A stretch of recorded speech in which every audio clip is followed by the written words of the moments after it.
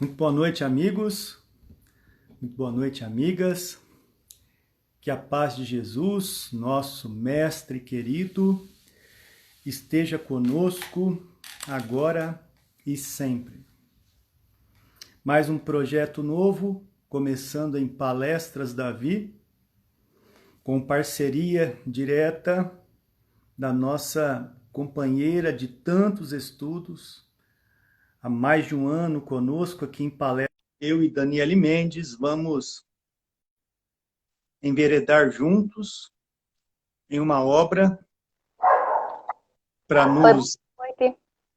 Olá, Dani, seja bem-vinda. Obrigada. Para nos auxiliar na compreensão das dificuldades do nosso dia a dia e com uma proposta, evidentemente, que sirva de contexto geral para todos nós enquanto reencarnados. Nós estamos oferecendo, a partir de hoje, no projeto, né, Valorização da Vida, o estudo do livro, deixa eu ver se dá para ver aí mesmo ao contrário, o livro Em Busca de Sentido. Eu já vou antecipando que não é uma obra espírita, mas, de certa forma, ela se torna a partir do momento em que nós passamos as amarrações que acharmos conveniente, e haverá vários momentos como esse para a gente compreender o que o conteúdo deste livro aqui trará para o nosso dia a dia. A ideia de estudar esse livro já tem algum tempo, mas o que mais incentivou foi quando a Dani foi lá no shopping e comprou o livro e falou: aqui, Davi, eu comprei o livro já, né? Então, nós tínhamos a ideia da proposta ali de fazer o estudo em algum momento dessa obra. E quando eu vi que a Dani já tinha comprado, imediatamente eu encomendei o meu ali pelo site da Americana, e no outro dia chegou. A gente ia estudar esse livro lá para frente, por volta de agosto, para aliviar um pouco as nossas questões de agenda, mas a gente conseguiu antecipar e começar hoje o estudo dessa obra. Palestras Davi, em parceria com a Dani, então, Daniele Mendes, vai fazer a leitura comentada da obra Em Busca de Sentido. Ô, Dani, para a gente já registrar e deixar claro aqui para a turma que pode ficar um pouco confuso, a finalidade, né? Qual que é a nossa intenção em trazer o estudo de uma obra como essa de Viktor Frankl, chamado Em Busca de Sentido. Boa noite, Dani. Boa noite, Davi. Boa noite a todos que já entraram. Estou vendo agora até o Bruno. Tudo bom, querido? É, então, dentro da sua proposta, era trabalhar a valorização da vida, principalmente nesse período que a gente está passando, onde situações de muito desespero, de situações de muitas tristeza, depressões, semelhantes ao que aconteceu com o autor, né, no período do nazismo, vivendo dentro de um campo de concentração. Então, nesse sentido, você teve a proposta de fazer e traçar uma analogia, um paralelo com a vivência, com a situação e com o contexto atual.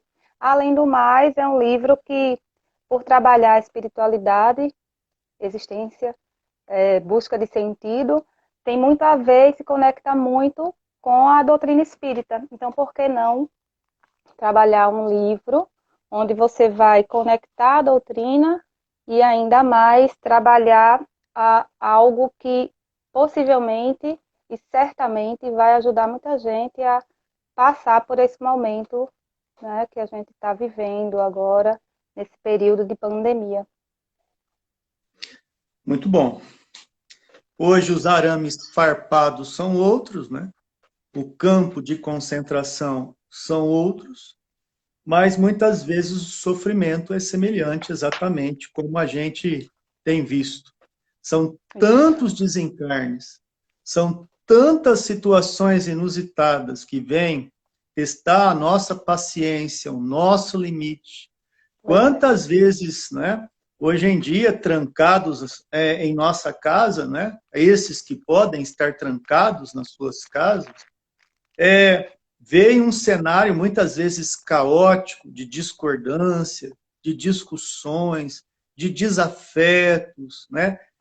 De desencontros. Então, Em Busca de Sentido, é uma obra que fala diretamente, não só num contexto teórico da vida, mas, de certa forma, ele vai conversar muito com o nosso presente, muito com o que vivemos em determinados momentos, entre acertos e tropeços na nossa existência. Talvez o que a gente está fazendo aqui é exatamente uma espécie de caça-tesouro, né?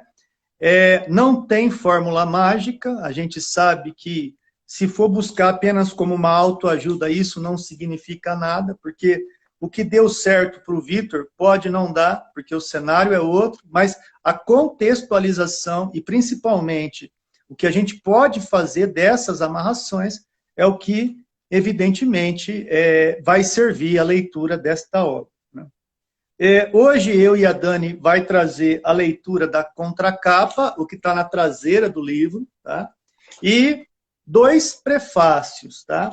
Um prefácio chamado aí Prefácio à edição norte-americana, lançada ali em 1984. A gente vai ler e comentar. E hoje também leremos o prefácio do autor, né? A edição de 1984. Cabe também dizer aqui que a sua participação terá uma importância fundamental, né? Então, se tiver pergunta, se você tiver aí alguma consideração daquilo que eu e a Dani estivermos trabalhando aqui, será uma honra ter você participando aqui com a gente, ok? Eu vou pedir para a Dani fazer a prece de abertura, né? Para que Deus nos auxilie nesse novo projeto que se inicia agora e terá todas as terças-feiras, às 22 horas, um encontro para a gente desenrolar um pouquinho do que esta obra nos apresentará. Dani, com você. Pensando em Jesus, nosso Mestre, que possamos pedir, Pai amado, tua bênção para iniciar esse projeto, onde vamos trabalhar a valorização da vida, conectando todos os ensinamentos da nossa realidade, ao que apresenta a nossa doutrina espírita, ao que traz o teu evangelho, tentando unir todo esse contexto para que possamos, nesse processo de maturidade, de experiência, em busca do nosso progresso, utilizar muito bem, mediante nossas escolhas, nossos próximos passos, que possa nos auxiliar nas nossas quedas, nas fraquezas que ainda temos, para que possamos nos resignar, compreendendo a necessidade de tudo que existe e está disponível para nós, seja a dor, seja o amor, mas tudo está disponível para o nosso progresso, que possamos visualizar com esperança, com fé, que tudo vai passar e que possamos assim ter o equilíbrio necessário para continuar essa caminhada. Abençoa todos nós, nossos lares, abençoa também o nosso planeta e todos que estão nesse momento necessitados do teu amor, do teu acolhimento, das nossas vibrações, que cheguem em cada um, vibrações de amor, vibrações de paz, vibrações de cura, de proteção, e nesse clima de harmonia, paz, possamos iniciar o estudo, que Deus nos abençoe hoje, agora e sempre. Que assim seja. Que assim seja. Muito bem, começando agora a leitura comentada da obra Em Busca de Sentido, do autor Viktor Frankl. Contracapa, Em Busca de Sentido. Dostoiévski afirmou certa vez: temos somente uma coisa, não ser digno do meu tormento. Muitos de nós, num dado momento da vida, acredita que a vida boa é apenas aquela que esteja ligada ao prazer. Então, a gente descobriu, muitas vezes, as medicações que aliviam as dores, as medicações que fazem com que a gente consiga fugir de nós mesmos, um comportamento, às vezes, de fuga para não encarar as dificuldades íntimas que enfrentamos, então descobrimos os vícios químicos e tantas formas de evitar o tormento, evitar o sofrimento, evitar, muitas vezes, o que antigamente, ali na Idade Média, por exemplo, a melancolia era uma bile, era uma forma de expressar um sentimento de dor e que muitas vezes, hoje em dia, nós preferimos escapar, colocar uma maquiagem e, muitas vezes, através das nossas redes sociais, ali aparentar apenas sorriso, bem-estar, viagens maravilhosas, companhias excelentes, mas quando a tela desliga, normalmente a realidade não é muito bem essa, né? Então, talvez o que essa primeira frase nos traga seja a grande essência do que a gente vai fazer aqui. Será que no mundo de provas e expiação, conforme nos diz a doutrina espírita, a gente consiga reconhecer o que cargas d'água a gente está fazendo aqui, para que serve a nossa existência, o que a gente pode fazer para melhor ver com os brilhos da existência as cores da soberana justiça que nos permite estar aqui. Então, numa primeira frase como essa, aqui já tem uma bola de canhão, algo muito importante a ser desvencilhado, né? Que é a questão, Dani, o sofrimento, né? Ele tem sempre alguma coisa de bom que dá para tirar de algo que nos traga esse sofrimento? Então, na verdade, quando você fala de sofrimento, eu remeto ao sentimento, né? O sofrimento é um sentimento. Quando a gente fala de emoções e sentimento, a gente vai perceber que, por tudo que eu já estudei, que já analisei, né? Porque era algo que eu achava que era igual, né? Sentimento e emoção. E quando a gente vê que a emoção ela está diferente do sentimento, ela é diferente do sentimento, porque a emoção ela é mais provisória, ela está mais relacionada a algo imediato, né? Algo que a gente pode relacionar à dor, que a gente pode relacionar à alegria. Então, são situações que são passageiras e são mais ligadas ao instinto, né? O sentimento é algo que é mais duradouro e vem a partir da emoção. Então, a sua pergunta, né? Você pode ficar bem sofrendo? Sim, porque o sentimento do sofrimento, né? Ele pode ser, ao mesmo tempo, ligado à felicidade. Você pode ser feliz com dor. Porque se você estiver fazendo se você estiver se encontrando plenamente, se você estiver fazendo a sua parte, se você estiver com um entendimento na busca do sentido, como diz o próprio livro, você pode viver bem, sofrer bem, que é o que diz o próprio Evangelho, ser resignado com fé, com a esperança, né, de que isso é necessário para o seu crescimento, para o seu progresso. Então, sim, é possível sofrer bem. Nós temos um exemplo prático, quando, por exemplo, um viciado em drogas, que ele olha ali, estendido através do seu cartão de crédito, aquela carreira de pó, e ele então decide, hoje eu não vou cheirar essa coisa, velho. Então, isso vai gerar nele uma abstinência.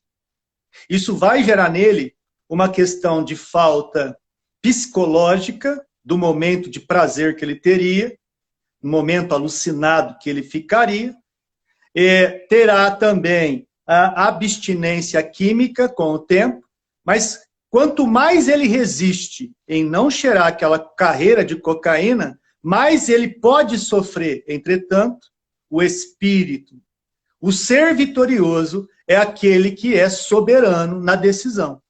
Não é o vício que ganha ele, mas ele ganha do vício. E no momento que ele ganha do vício, evidentemente, ele se torna soberano da sua vontade. E isso você pega para qualquer área da tua vida, né? Das coisas aonde você é impulsionada pelo prazer imediato, quase que instantâneo, mas que logo se apaga. Uma espécie de orgasmo, sabe? Quando você está tendo uma necessidade tremenda de uma relação sexual, você então tem uma vida promíscua e você então procura alguém para satisfação do teu gozo imediato. Esse gozo imediato, ele trará uma situação pior depois, né, que vem o falso orgasmo, uma consequência de um pensamento que porventura pode ser, poxa, podia ser tão mais feliz, ligando não só nas questões físicas e materiais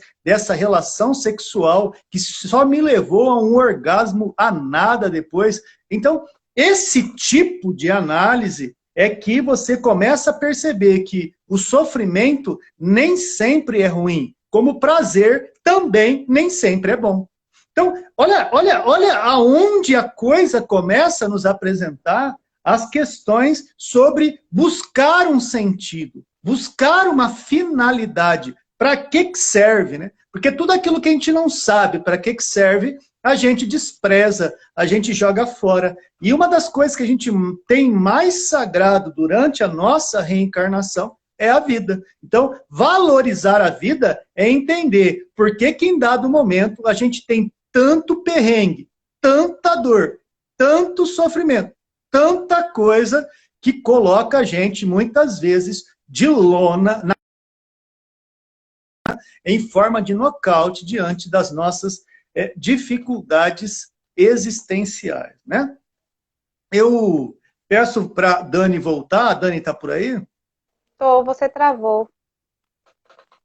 E você travou para mim também. Pronto, agora você voltou. Voltando, né? Então, essa primeira frase eu acho que traz aí uma espécie de tapete vermelho do que pode nos esperar nesse desfile de ideias que trará em busca de um sentido. Eu peço para você ler agora até o finalzinho dessa contracapa e trazer os seus comentários, Dani. Uhum. Essas palavras ficavam passando muitas vezes pela cabeça da gente quando se ficava conhecendo aquelas pessoas cujo comportamento no campo de concentração, cujo sofrimento e morte testemunham essa liberdade interior, última do ser humano, a qual não se lhe pode perder. Sem dúvida, elas poderiam dizer que foram dignas dos seus tormentos. Elas provaram que, inerente ao sofrimento, há uma conquista, que é uma conquista interior. A liberdade espiritual do ser humano, a qual não se lhe pode tirar, permite-lhe, até o último suspiro, configurar a sua vida de modo que tenha sentido. Pois não somente uma vida ativa tem sentido. Se é que a vida tem sentido, também o sofrimento necessariamente o terá. Então, ele fala aqui dessa liberdade espiritual do ser humano, né? E é essa liberdade espiritual que Viktor Frankl ele busca nesse entendimento do sentido da vida, porque a liberdade espiritual está ligada à mente. Então, a conexão que ele faz é que tudo depende da nossa mente. E a gente tem os recursos, que precisa encontrar recursos necessários para deixar a mente livre, para não aprisionar a mente, independente de onde a gente estiver. Então, essa é a busca que a gente precisa fazer a todo tempo.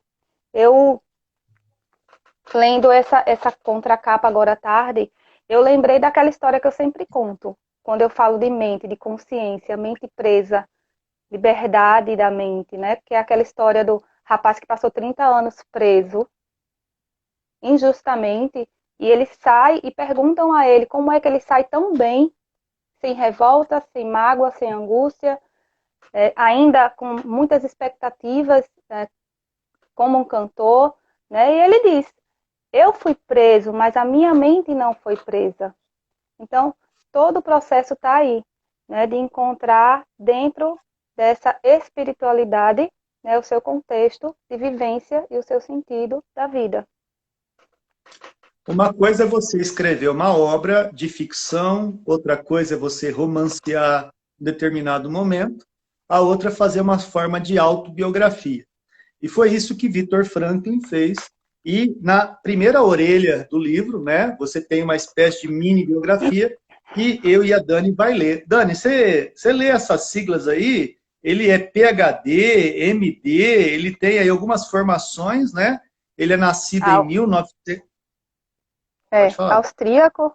Não é, você estava falando certo. Eu não só ia dizer que a biografia dele é imensa, né? É. Ele é... Ele nasce dia 26 de março de 1905, né? Desencarna em 2 de setembro de 1997. Isso. Viktor Frankl foi professor de neurologia, né? Neurologia e psiquiatria da Universidade de Viena. Ele também foi professor de logoterapia na Universidade Internacional da Califórnia. É o fundador da logoterapia, muitas vezes chamada da terceira escola vienense de psicoterapia. As duas primeiras são da psicanálise de Freud e da psicologia individual de Adler. Lecionou ainda nas universidades de Harvard, Stanford, Dallas e Pittsburgh. Franklin publicou 32 livros que foram traduzidos para 27 línguas, incluindo chinês e o japonês. Além disso, foram publicados 151 sobre Frankl e sua obra por outros autores. As muitas viagens de conferência para as quais recebeu convite de mais de 200 universidades levaram Franklin a muitos países de todos os continentes, inclusive ao Brasil, onde esteve em 1984, quando ali eu contava, né, só para questão, com 10 anos de idade. Nem imaginava que esse homem existia, Dani.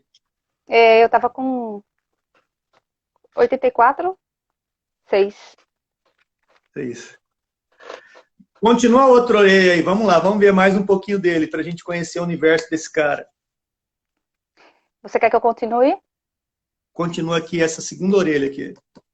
Publicado em muitas línguas, sucessivas edições e milhões de exemplares, este despretensioso texto em linguagem narrativa constitui a porta de entrada para a logoterapia, a terceira escola vienense de psicoterapia. Qual o segredo do seu sucesso? Nele, o psicólogo autor descreve como sentiu e observou a si mesmo e as demais pessoas e seu comportamento na situação limite do campo de extermínio nazista durante a Segunda Guerra Mundial. Ao fazê-lo, toca na essência do que é ser humano, usar a capacidade de transcender uma situação extremamente desumanizadora, manter a liberdade interior e, desta maneira, não renunciar ao sentido da vida, apesar dos pesares. Assim, esta obra de observação psicológica é, ao mesmo tempo, um testemunho de grande humanidade capaz de animar ainda hoje pessoas que, em situações aparentemente sem sentido, ficam abertas para os pequenos sinais de sentido perceptíveis no dia a dia. Tais sinais tornam-se frestas pelas quais podemos vislumbrar o sentido mais profundo e transcendente da vida. Contendo 2 apêndices, em que o autor expõe os conceitos fundamentais da logoterapia e a tese de otimismo trágico, trata-se de um livro que, além de informativo, é comovente no melhor sentido da palavra. Esse é o livro que nós vamos começar o mergulho juntos. Esse é o autor no qual viveu a experiência na prática, não saiu da cabeça em forma de ficção. O cara realmente ele é um sobrevivente do caos, né? Se você achar que existe um sofrimento embaçado, você não consegue imaginar o que é um período nazista onde realmente você via pessoas muito amadas sendo fritas ao vivo, sendo extremamente judiadas, e o cara viveu isso um bom período e saiu de lá, no tocante dessa saída, com lucidez. Então, por mais que a gente tenha problemas que a gente acha extremamente embaçados durante a nossa existência, aqui tem um desses casos em que, olha, pensa um pouquinho mais longe que a gente pode vencer esses momentos, como venceu um desses homens dignos de nota chamado Viktor Frankl. Então, o nosso objetivo hoje, depois dessa pequena introdução, né, é ler os 2 prefácios da obra. Né? Então, a gente vai lendo, vai parando, vai comentando, nos mesmos moldes que a gente já viu como funciona Palestras da Vida. Eu vou começar o primeiro parágrafo, depois a Dani continua, e assim a gente vai num regime de bate-papo, desamarrando tudo isso. Tem um comentário já aí, Dani, do nosso irmão Fábio Menezes. Lembro de ter lido que ele não queria assinar como biografia e o fez só para dar credibilidade à obra e que pudesse chegar a mais pessoas. Além de tudo, muito humilde. É exatamente isso, Fábio, né? Ele fala no prefácio, inclusive, sobre essa questão e ele justifica exatamente o que você está falando. O escritor e psiquiatra, esse é o prefácio à edição norte-americana de 1984. O escritor e psiquiatra Viktor E. Frankl costuma perguntar a seus pacientes que estão sofrendo muitos tormentos, grandes e pequenos, 2 pontos. Por que não opta você pelo suicídio? Ponto de interrogação. Então o cara já começa dando um choque, né? Você vai, imagina que você está ali junto com um terapeuta, ele fala, por que você ainda não fez isso? Então ele parte da sua maior tragédia para reconstruir tijolo a tijolo das possíveis realidades que te escapam, não necessariamente apenas o fundo do poço. É a partir das respostas a essa pergunta que ele encontra frequentemente as linhas centrais da psicoterapia a ser usada. Num caso, a pessoa agarra-se ao amor pelos filhos. Olha, eu não me matei porque eu amo meus filhos. O outro, há um talento para ser usado, e num terceiro caso, velhas recordações que merecem ser preservadas. Ou seja, a pessoa vive da nostalgia, por isso que ainda não se matou. A pessoa ama a música, por isso que ainda não se matou. Portanto, você vai percebendo que cada um de nós vai criando uma espécie de bote salva-vida, que quando vem uma torrente, a gente se joga nesse bote e segura até a tempestade passar e não pensa em socar a cabeça num buraco para que aquele problema passe de forma automática, né? Tecer esses débeis filamentos de uma vida arruinada para construir com eles um padrão firme, com sentido e responsabilidade.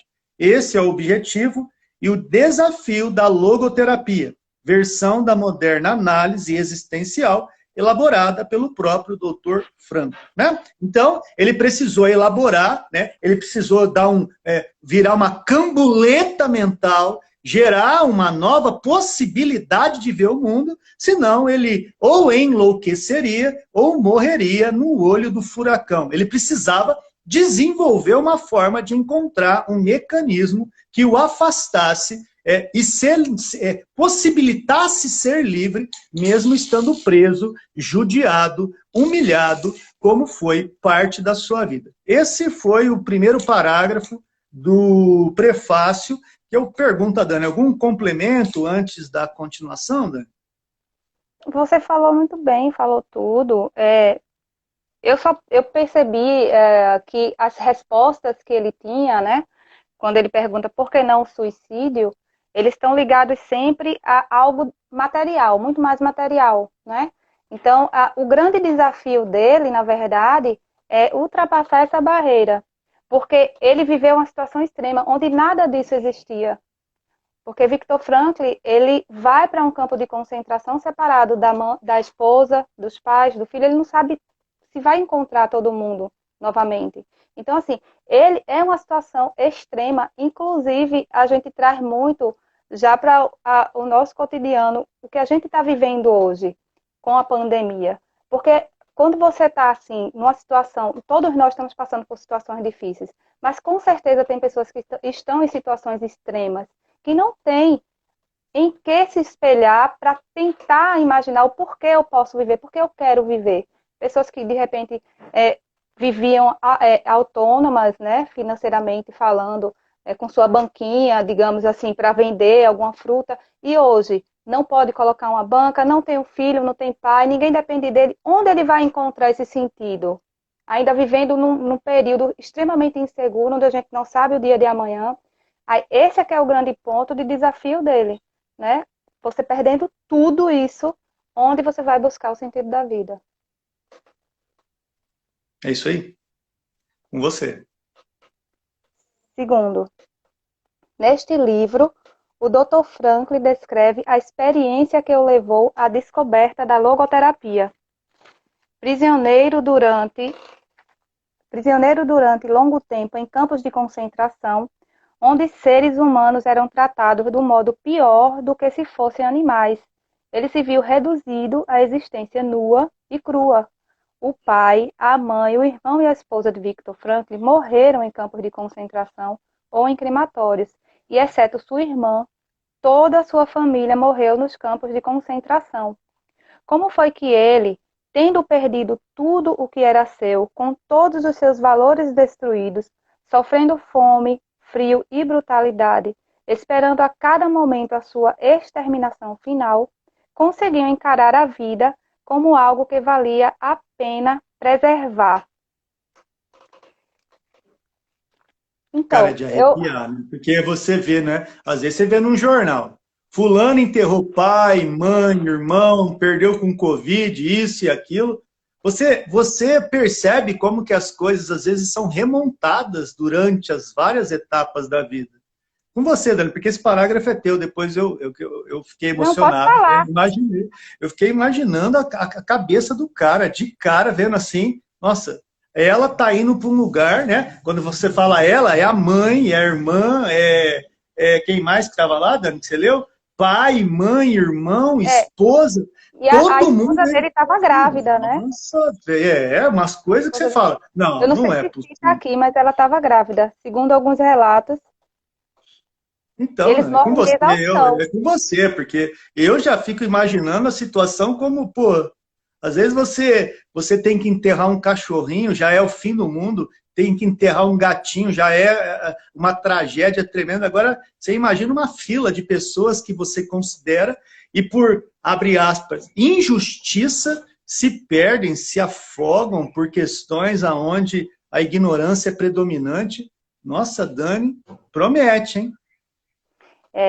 Fica muito claro que o propósito ele não está aqui, né?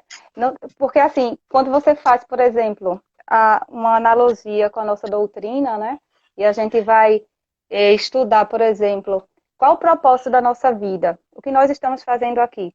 Quando você tem um objetivo, por exemplo, na doutrina espírita a gente acredita no progresso. Um católico evangélico vai acreditar que existe um céu e um inferno. Isso para ele pode ser muito bom. Então, ele ter, né, essa existência baseada em, de repente, ser um anjo, né, que tem o objetivo, querendo ou não, de ajudar. Mas quando você pensa que não existe mais nada, terminou aqui e acabou, né? Terminou, não tem mais o que fazer, não tem mais a espiritualidade, você não foge, né? Não sai de você mais. Parou aqui. E aí você vive uma situação extrema dessa. Onde é que você vai buscar o sentido? Né? Então, assim, Isso que a Dani está colocando é importante porque a visão materialista original, vendido no meios acadêmicos, como temos alguns espécies de patriarcas dessas relações da vida sendo apenas na matéria, você tem, por exemplo, o alemão Friedrich Nietzsche, você tem Marx, você terá Freud, esses caras realmente falam que a vida vai do zigoto ao que vem antes do túmulo. Ou seja, se você tiver uma cultura dessa, dificilmente você consegue valorizar o amanhã. Por quê? Bom, se a vida vai acabar, e aí, esse final eu posso antecipar, eu não vou ficar sofrendo porcaria nenhuma, né? E aí, então, muita gente envereda no suicídio com essa ilusão, que não é a proposta da escola espiritualista, que crê, como nós espíritas, em que corpo e alma são situações aí, né? Perdão, corpo e espírito, que alma é o espírito encarnado, a gente vai já usar os conceitos espíritas direitinho, mas corpo e espírito são coisas distintas, Dani. Quando você não acredita no nada, não Pronto. Acredita no nada, não existe. É quando você acredita no nada, existe um limite até para você ter um sentido, que até o que ele traz no primeiro parágrafo. Você pode ter filhos, você pode estar ligado aos pais, mas são todos conectados com a questão materialista mesmo, né? É tudo com a matéria, com a posse, é você não querer deixar seu filho, é você não querer, né, sair de perto do seu pai, ou pensar que sem você ele não vai conseguir, né, se cuidar sozinho, enfim. Tudo está ligado à matéria. Então, quando você acredita no nada, né, você não tem outra questão. Se você não tiver nada disso, você viver uma situação de extremo como ele, né, não tem como você conectar, você encontrar um propósito de sentido. É esse ponto que ele analisa. A Vandinha e a Laurinha chegaram agora. Estão pensando que chegaram super atrasadas, mas não chegaram. Para você aprofundar na temática sobre o nada e o porvir, a recomendação de leitura, que junto dessa você amarra a doutrina espírita, está no livro O Céu e o Inferno, capítulo 1 da primeira parte. Quando lá, Allan Kardec faz uma narrativa que é muito próxima do que eu e a Dani, resumidamente, trouxemos sobre a visão de um mundo materialista do que somente, né, esse mundo materialista em detrimento daquilo que a gente acredita que é um mundo espiritual maravilhoso, né? Aí está a borboleta azul, Dani. Que linda! Obrigada! Beijo! Agora é o terceiro parágrafo, né? Acho que é você. Não tem mais nada a comentar sobre essa parte, então, Dani? Tá tranquilo? Você lembrou Você lembrou do capítulo 1 do Céu e Inferno, quando a gente começou a colocar as questões do nada e depois Kardec amarra com o futuro e tal, né? Totalmente. Muito bem. Então, vamos lá para o próximo parágrafo do prefácio, né? Nós temos ainda um caminho médio aí a ser seguido. E o próximo parágrafo começa assim. Um psiquiatra que passou pessoalmente por tamanha experiência certamente tem algo a dizer. Ele, mais que ninguém, pode ser capaz de ver a nossa condição humana com sabedoria e compaixão. As palavras do Dr. Frankl têm um acento profundamente honesto, porque estão baseadas em experiências tão profundas que impedem qualquer distorção. O que ele vai falar, o que ele traz na obra, não é produto do que ele acha, é do que o cara viveu.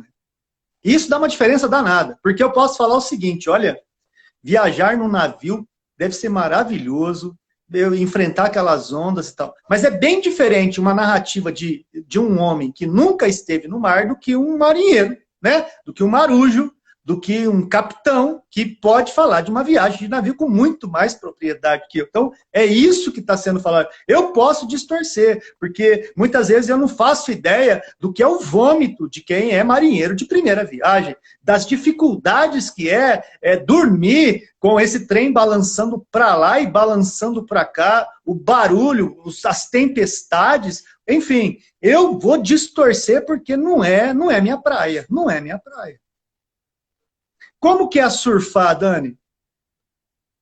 Pegar a onda? Não sei. Nunca não surfou. Como falar. Não tem como ter falar. uma ideia. Tem uma ideia. Ela vê, às vezes ela tá lá, né? Na Praia do Carneiro, né? Lá, que você gosta de lá, tá lá, Dani? Né, no Carneiro? Aí lá tem onda? Os caras pegam onda lá, tem moça que pega onda. Você, a Dani pode ser uma observadora. E ela pode, inclusive, ser uma melhor observadora que eu, que praticamente nunca vi ninguém surfar, né? E ela já viu. Então, a gente tem níveis de visualizar e vislumbrar aquilo que permite os nossos sentidos analisarem dentro de um contexto. Porque, caso contrário, não vai rolar. Não vai rolar. Distorce mesmo. Né?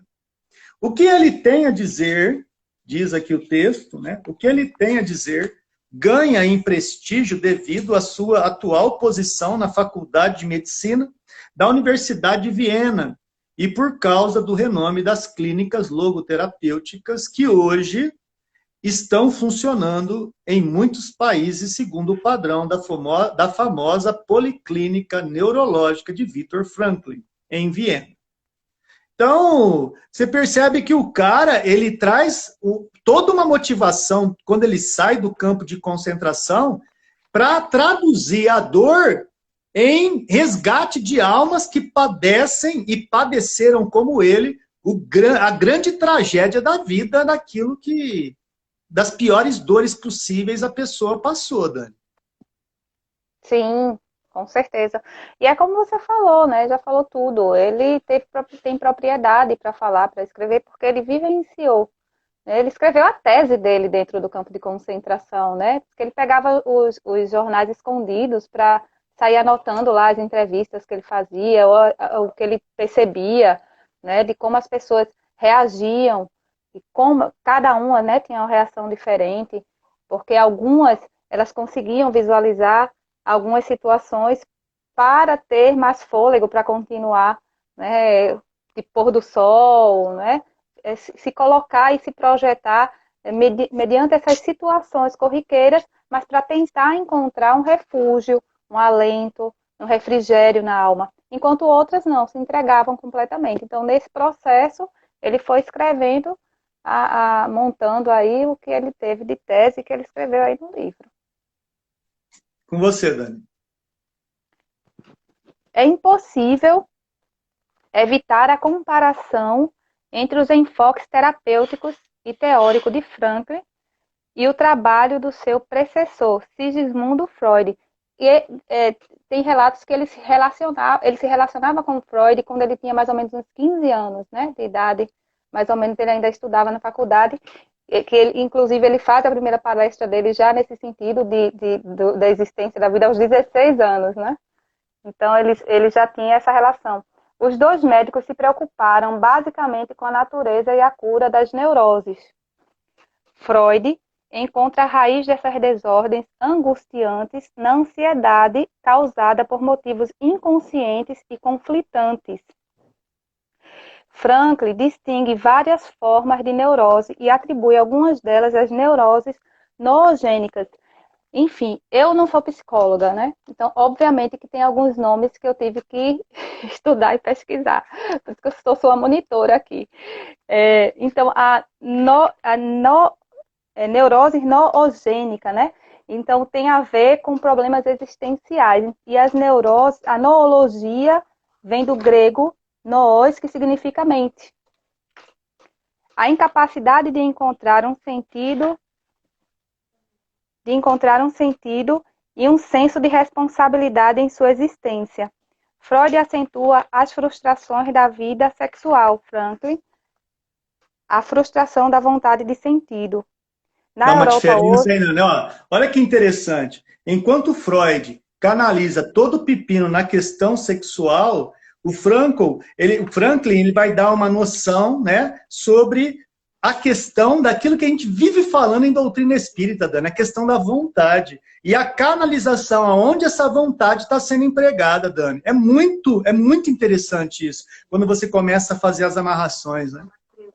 Isso, porque exatamente, o Freud, né, e outros psicanalistas da época, eles trabalhavam mais as frustrações no sentido sexual ou no sentido da autoestima, né? E o Frankl, ele observa que não, que tem as frustrações são existenciais também, né? E aqui a gente vai terminar, no final da leitura, vai dizer que ele, na verdade, ele não descarta o que traz esses psicanalistas, mas ele dialoga com o que eles trazem, apenas ele inclui, né, uma outra forma de analisar as questões de frustrações, as questões de depressões, enfim, de neurose. Enquanto você vai percebendo nessa primeira ideia do texto que enquanto Freud fica mais na parte química, Isso. na parte funcional, Frank, ele vai fazer uma varredura já onde? Na própria estrutura de como pensamos, organizamos e associamos ideias. É uma coisa incrível.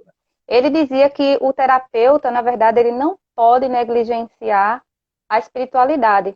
Então, ele coloca o homem em 3 aspectos, né? Biológico, psicológico e espiritual. E ele fala que Freud negligenciou esse aspecto espiritual.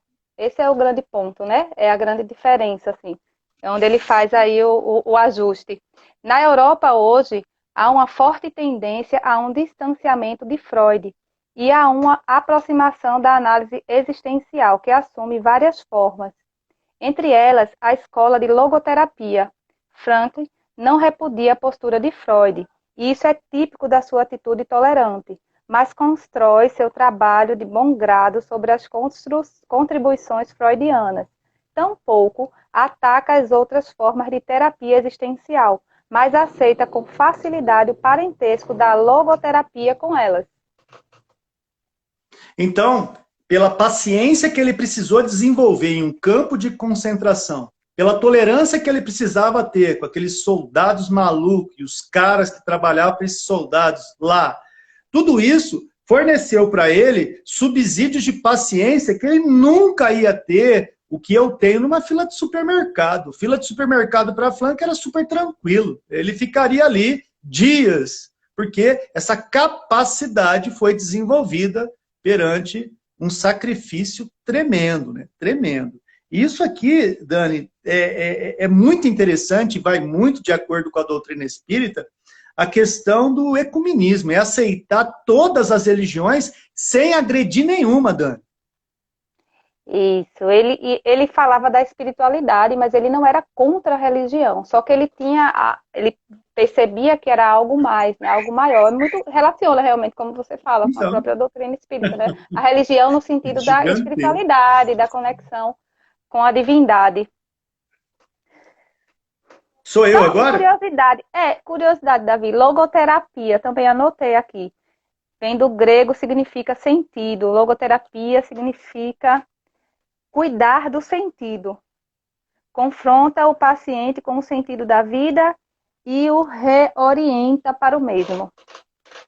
É interessante porque a narrativa do livro é a parte prática do que ele viveu. E os últimos capítulos do livro, que eu e a Dani vai lá, é a teorização de como ele chegou na logoterapia, com base na história dele. Por isso que é um livro testemunha dele ali, que ele traz a sua vida, e através desse testemunho ele elabora essa teoria que a gente vai estudar e a gente vai mergulhar junto, né? Eu repito, né? Não é uma obra espírita, mas só para você sentir na energia do que pode nos esperar aqui, é um cara, né? Se você tivesse que colocar ele no meio da loteria, 1 em 1 milhão, possivelmente, um cara que sai do olho do furacão e que acredito que a maioria que padeceria o que ele padeceu não conseguiria sobreviver, pela falta exatamente desse tipo de organização que ele aprendeu a dar com tanta dor, tanta perda, tanto sofrimento, tanto caos, né? Era só tragédia. Comer um pedaço de pão é como se você tivesse um dia, né, indo no rodízio de pizza. Não tinha isso no campo de concentração. Então, um farelo de pão era motivo de alegria, cara, ao máximo.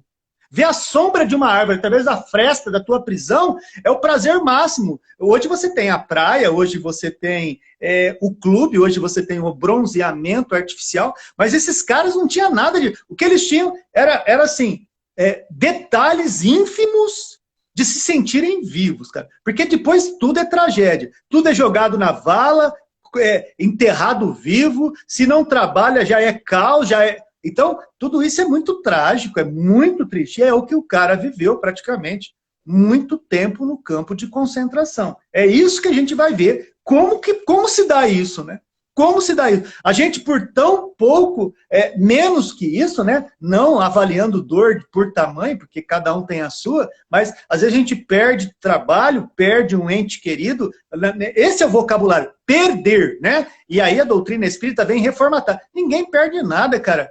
Nada é nosso, nada é nosso. Nem o corpo, nem o ar que a gente respira, a gente puxa para dentro, daí a pouco Deus fala, põe para fora, porque isso não é teu, põe para fora. E você respira para dentro e põe para fora. Nem o ar, cara, nem o teu corpo. Você não leva nada daqui. E é esse tipo de panorama que a gente vai estudar e vai ver como que o cara, né, destituído desses fundamentos, desenvolveu a teoria da logoterapia. Tem um comentário aí, Dani.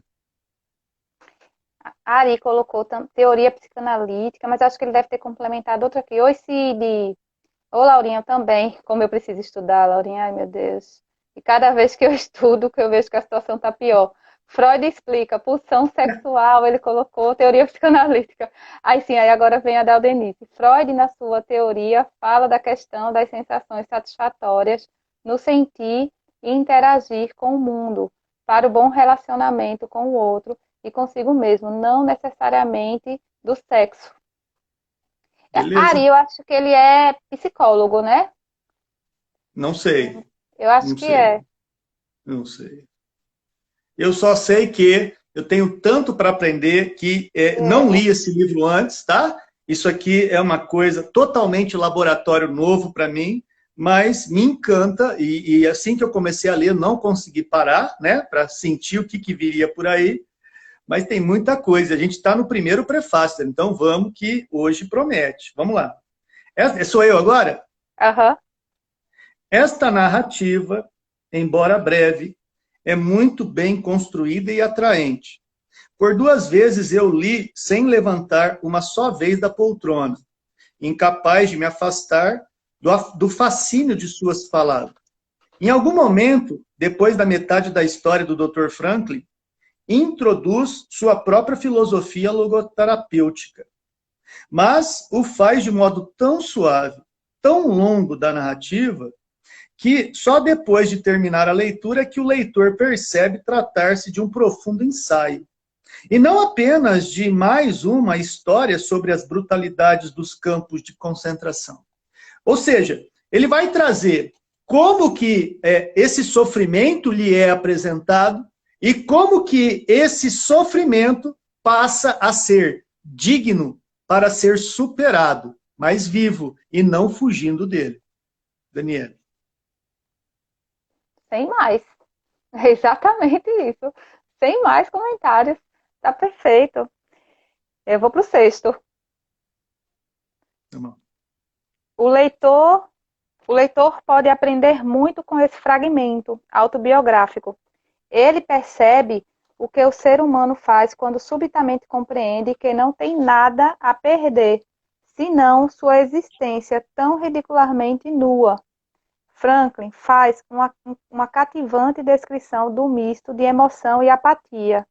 Primeiro surge uma fria e distante curiosidade de saber o próprio destino. Depois surgem estratégias de preservação do que resta de vida, apesar das chances de sobreviver serem pequenas. Fome, humilhação, medo e profunda raiva das injustiças são dominadas graças às imagens sempre presentes de pessoas amadas, graças ao sentimento religioso, a um amargo senso de humor e até mesmo graças a visões curativas de belezas naturais, uma árvore ou um pôr do sol. Aqui, Davi, eu só consigo visualizar a questão do trabalho do controle das emoções, que a gente falou quando estava conversando da contracapa. Né? Então, assim, em situações de dor, né, se buscar algo para processar rapidamente essa dor, ou processar essa dor de uma forma que ela não se torne um sentimento angustiante. Porque é como a gente falou, dor é uma emoção, o sentimento é algo permanente, que você só vai deixar acontecer se você não trabalhar bem essa dor. Então, se você conseguir ter a habilidade de trabalhar esse momento, né? Tanta coisa que você pode trabalhar nesse sentido, até mesmo o perdão você trabalha a partir desse controle das emoções. Né? Quando você não deixa isso crescer em você e transformar num sentimento, né, de ódio, por exemplo. Do mesmo jeito, o contrário, né? E se diz que o sentimento, né, ele é algo que você, inclusive, tem mais serenidade, você consegue esconder do outro. Né? A emoção, porque o sentimento ele é ligado à mente. Já a emoção não, a emoção é algo mais instintivo. é algo mais ligado à matéria, é algo mais ligado a um ato de... Está fugindo agora o nome, mas é aquilo que passa muito rápido, que você não tem como controlar, que você, né, se depara no susto, é aquela alegria que você não consegue controlar, ou aquela raiva que você, né, impulsivamente, às vezes, dá uma resposta que não deveria. Então, essa é a emoção. Então, nesse parágrafo, eu entendo que ele está trabalhando essa emoção, esse controle das emoções. E aí, a partir desse controle das emoções, conseguir, né, viver essa dor, não, aliás, a partir do controle dessas emoções, não transformá-la num sentimento amargo, né? Não transformá-la em algo permanente que seja mais dolorido. Paul MacLean é um neurocientista, né, que na década de 90 ele escreve o livro Cérebro Triuno. Né? Ele vai desenvolver que o cérebro tem 3 andares, né? Ele defende essa tese, que também Calderaro fala na obra No Mundo Maior. E ele vai colocar que existem 3 andares que ao longo da nossa evolução espiritual, né, isso Calderaro colocando, a gente vai montando esse quebra-cabeça, esse mosaico, através desses 3 andares. O primeiro andar, ele é conhecido pelo cérebro reptiliano ou o cérebro primitivo. O segundo andar, o sistema límbico, e o terceiro andar, o neocórtex. Esses são os 3 andares pelo qual a neurociência, através do estudo de Paul MacLean, registra esses 3 andares.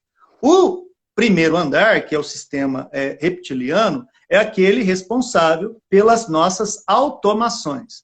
Ou seja, você não precisa comandar, que o teu corpo obedece graças a uma pré-programação que vem diante de milhares de anos que a gente vem e transita no estágio da vida, né? Então, isso diz respeito ao teu pulmão, aos teus brônquios, ao teu coração, ao teu sistema sanguíneo, à tua pressão arterial, tudo isso aí, então, é o cérebro reptiliano que faz o controle dessas funções.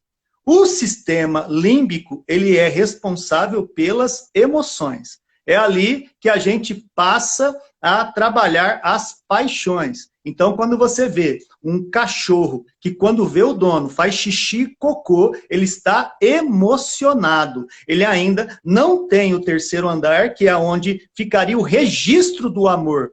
O registro que faz a gravação no pendrive dessa emoção que nasce de forma quase instintiva, não é? E passa o neocórtex ali, o registro, para a forma de memória. Quando está gravado na memória, emoção deixou de ser emoção e virou sentimento. Isso tudo é um estudo que a neurociência traz, e é dentro dessa análise que é importante a gente entender como tem coisa para a gente ver, né?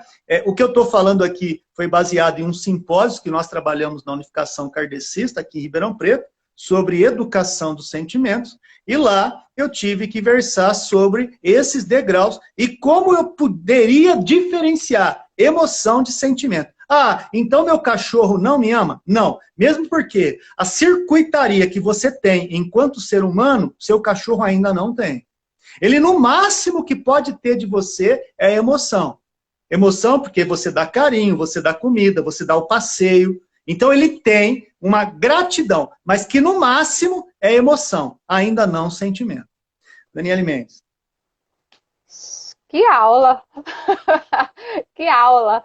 Mas é isso. É por isso que a gente fala, né? Você pode estar com dor e ser feliz.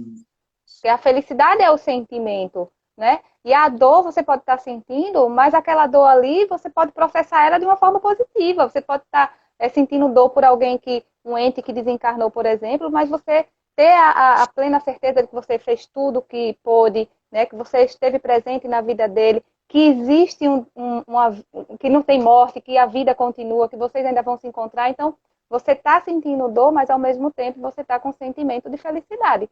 Não se mistura. Eu também não entendi. Eu achava que era a mesma coisa. Emoção e sentimento eu não sabia diferenciar. E aí você começa a ter exemplos práticos do teu cotidiano. Você pega aquela pessoa que basicamente só vive da violência, só vive do baixo ventre, só vive para beber, comer, fornicar, desenvolver aquelas funções mais animalizadas. Qual parte do cérebro é mais ativa? Claro que você responde que é o sistema pelo qual ele está quase automático. Ele vive em função de satisfação do seu material, né? Então é o cara que come super bem, que tem uma vida, é uma função sexual praticamente diária, mas que no límbico é pouco funcional e no neocórtex, então, ele pensa mais com a cabeça de baixo do que com a cabeça de cima. Esse é um termo que a gente muito usa para ironizar aqueles que não param para pensar, né? Tem bilhões de neurônios à vontade no neocórtex e não usa praticamente nada.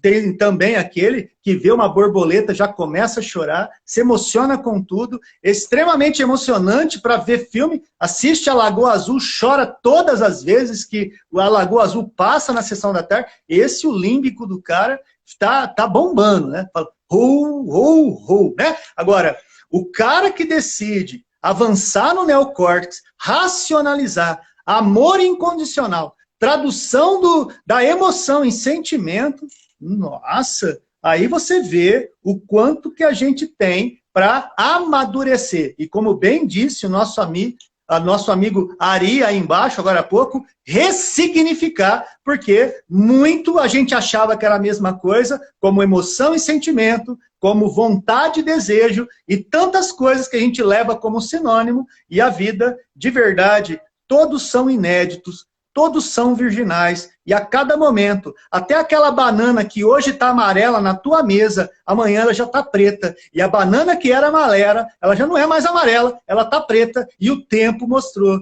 que a banana também muda. Então imagina, se a banana muda na tua mesa, imagina a tua cabeça, cara. Então é isso que a gente vai ver, como que a coisa se dá. Promete, viu, Dani? Isso aqui promete daqui em diante. A Lu tá colocando que achava que era a mesma coisa. Eu também, na verdade, Lu, eu comecei a entender exatamente nesse período, assistindo algumas lives com psicólogos, e aí a partir daí eu fui estudando, né? Fui compreendendo mais um pouquinho. Mas é muito interessante porque o nosso grande desafio é exatamente esse, é o controle das emoções. Porque a nossa imperfeição, né? O nosso ser ilimitado, ele vem assim, conectado de emoção. Então, é a partir daí que a gente vai conseguir trabalhar o nosso progresso. Vê que interessante, porque no momento que você consegue processar rapidamente uma emoção, né, você não vai dar margem, por exemplo, a ter um sentimento de ódio que é muito grande, que é permanente. Para você trazer e regredir esse sentimento é muito mais difícil. É muito melhor que você consiga processar essa emoção rapidamente, né? Então, assim, é interessante, é um estudo bem... E Davi trouxe aí uma aula incrível, né? Porque aí ele conectou com todas as funções fisiológicas, psicológicas, maravilhoso. Para você que quiser avançar no tema, nessa parte, onde eu posso ler sobre isso, Davi? Onde eu posso achar? Você vai procurar um cara chamado Pedro Calabres. Ele tem um canal aí no YouTube, ele tem uma série de vídeos, e ele faz exatamente essa aula que eu tive que aprender com ele, porque eu não tenho formação, minha área é computação, eu não sei nada de neurociência, muito menos de filosofia. Então, o que eu aprendo muito são com dois caras. Um é o tal do Pedro Calabres, essa parte da neurociência, Pedro Calabres. E o outro cara que eu aprendo muito já no universo da filosofia é um fulano chamado Clóvis de Barros Filho. Esses são caras aí que eu tenho como referência para um campo que eu sempre concilio o espiritismo na filosofia e na ciência pautado nesses dois caras, né? Pedro Calabres e o fulano chamado Clóvis de Barros Filho. Né? E eu vou dizer mais, é através do sentimento que a gente prende ou liberta a nossa mente. Certeza. A mente está presa ou está solta a partir do sentimento.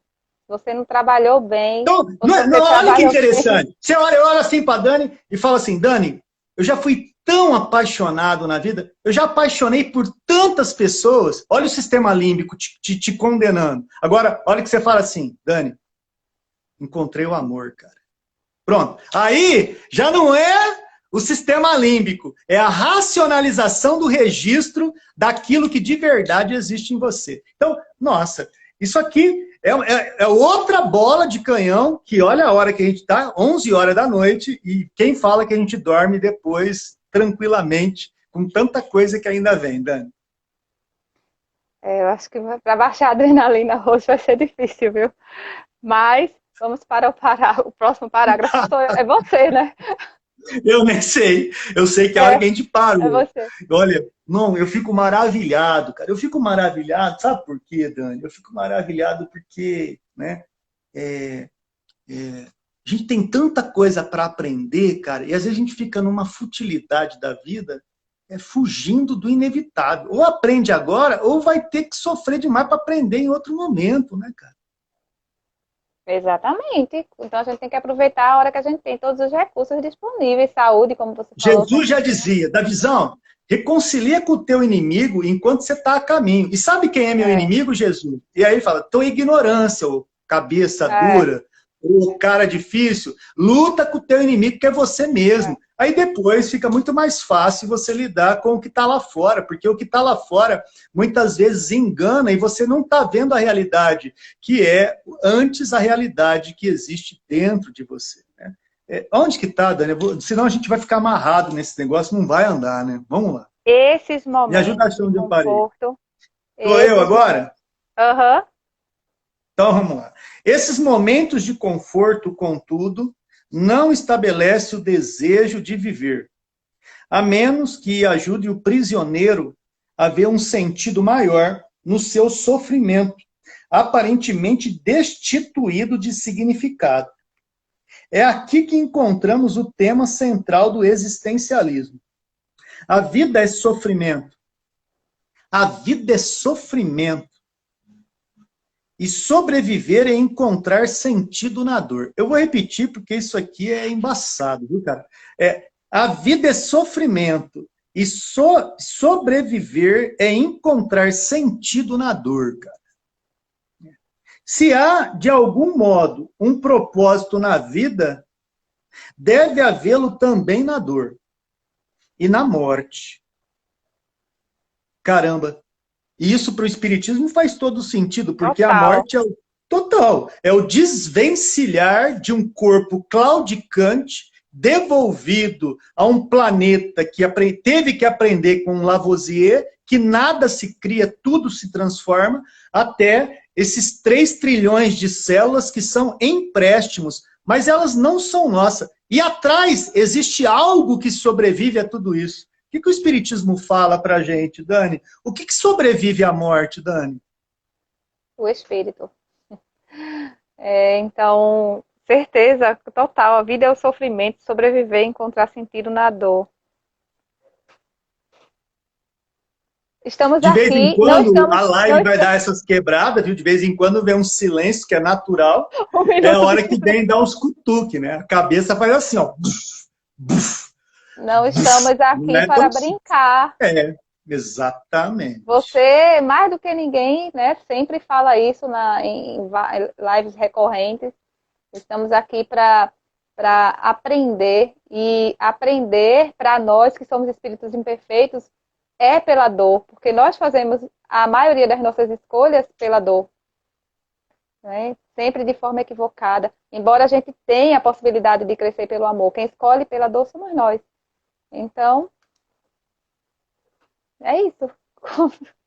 Eu sei, calma, é que eu estou respirando. É uma obra que mexe, né? E com todas as entranhas possíveis da mente humana, né? Então vamos continuar.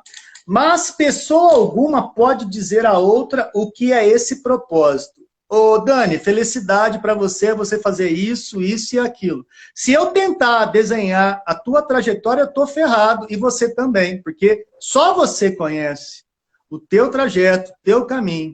O máximo que a gente pode fazer é um aceitar o caminho do outro e, no máximo, caminhar lado a lado enquanto queremos, né? Enquanto desejamos. E esse propósito é o que chama respeito em qualquer relação, Mendes. Exatamente. Cada um de nós traz seus valores específicos. Somos seres individuais. Então, o que é felicidade para mim, né? E a felicidade aqui a gente sabe, a felicidade relativa é aquela que a gente pode sentir, é aquela que a gente tem condições de sentir, não é para você, né? Certamente. Eu lembro na época da Por igreja, exemplo, eu falo assim para você, ô Dani, você gosta de buchada, Dani? gosto. Eu não, eu odeio, eu não gosto do cheiro, eu não gosto da forma, e realmente eu não me vejo comendo buchada nem de bode, você nem de boi, nem de nada. Você come qualquer buchada, Dani? Como de bode. Meu Deus do céu. Cara, Como? é inconcebível eu imaginar a Daniele mastigando aquela borracha, né? Que deve ser uma buchada de bode, Dani. É, eu como e gosto.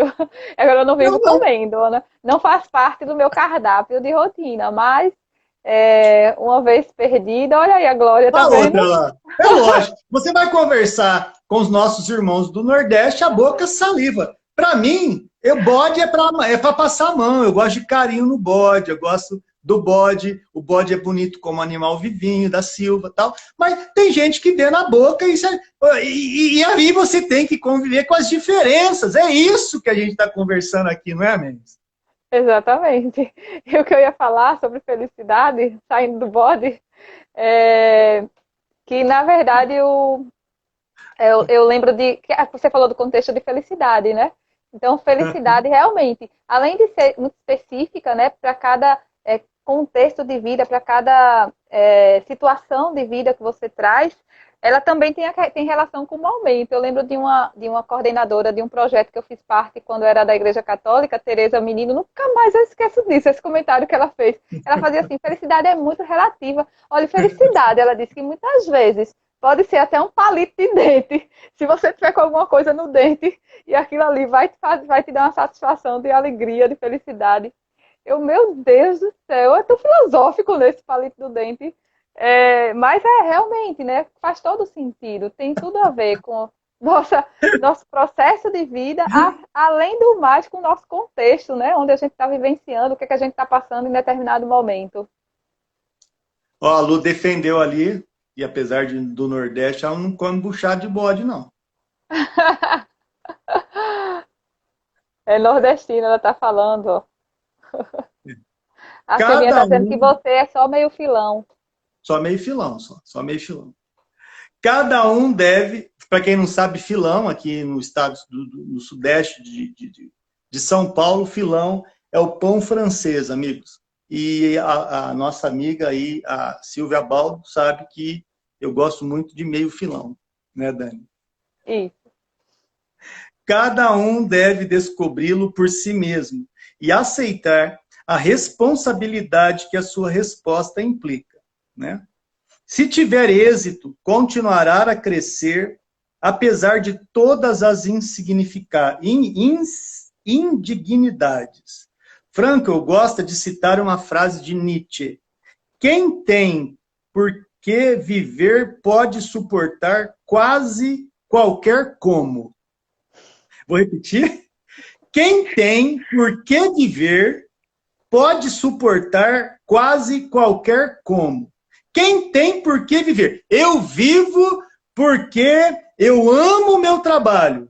E eu sobrevivo nesse trabalho, naquilo que eu gosto, como as coisas aparecem, eu venço para estar trabalhando naquilo que eu amo. Né? Ou seja, você enfrenta gregos e troianos para enfrentar e vencer os seus desejos. Né? Vencer aquilo que lhe faz bem, aquilo que lhe apraz, aquilo que lhe faculta alegria, aquilo que lhe apetece. Nossa, aquilo que lhe apetece faz com que você canalize as suas forças, a sua crença, as suas formas de entender hábitos e costumes para sair vitorioso naquilo que você tanto deseja.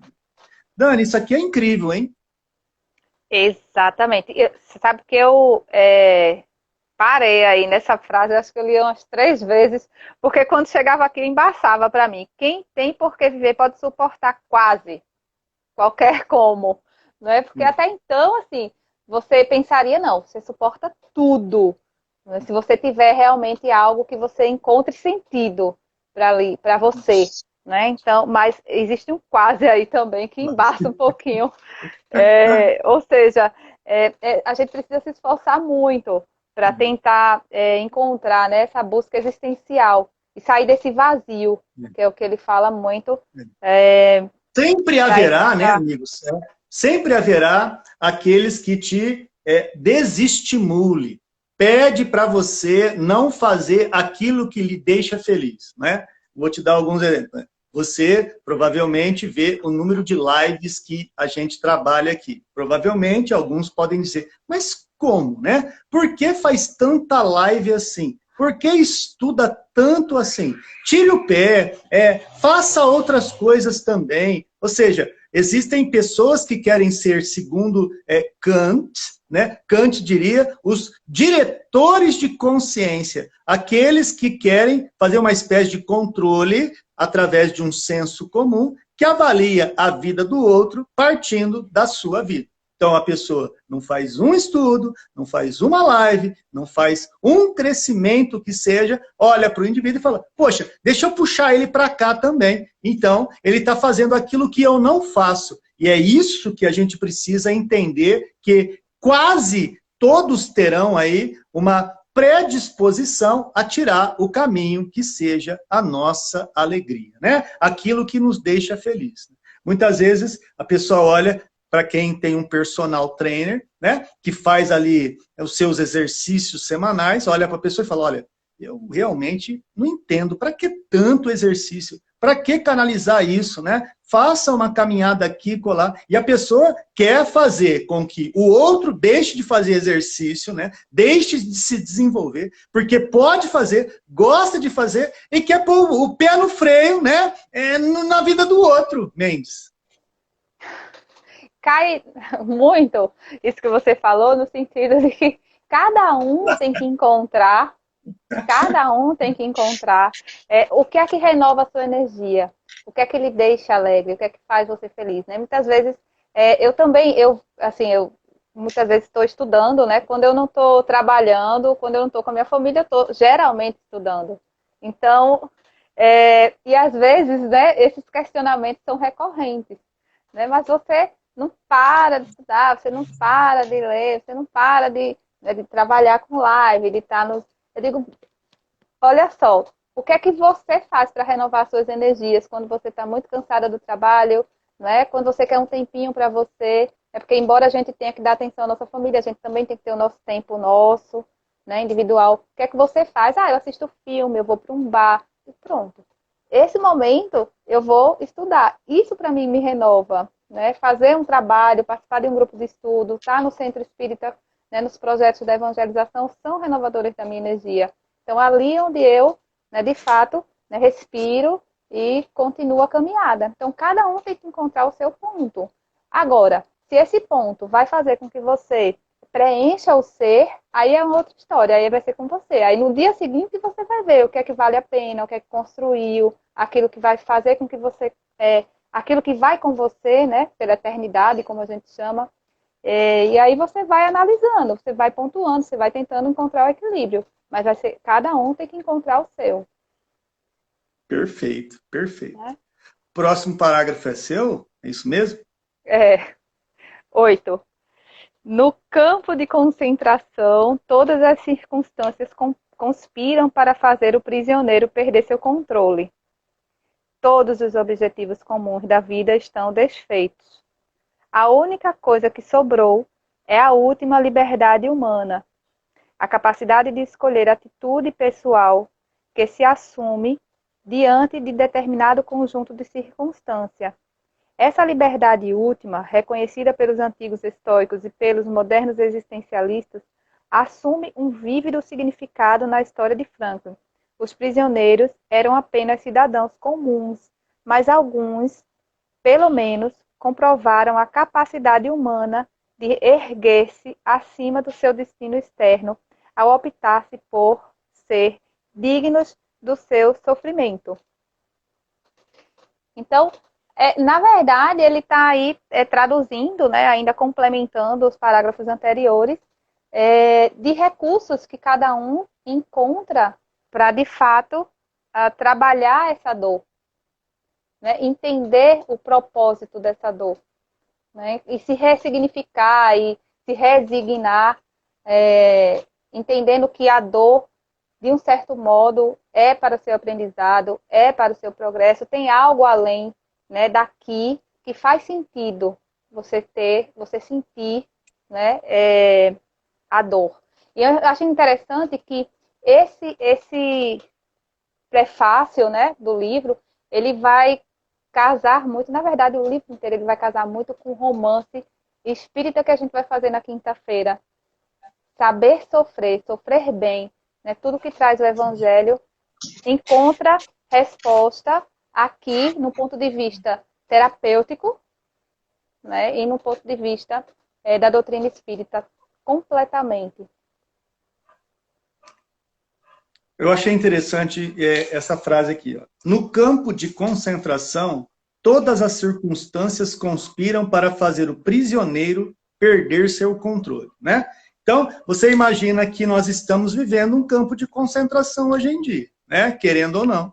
Estamos aí privados de algum tipo de liberdade, alguns na fase vermelha, outros na fase laranja, outros no lockdown, né?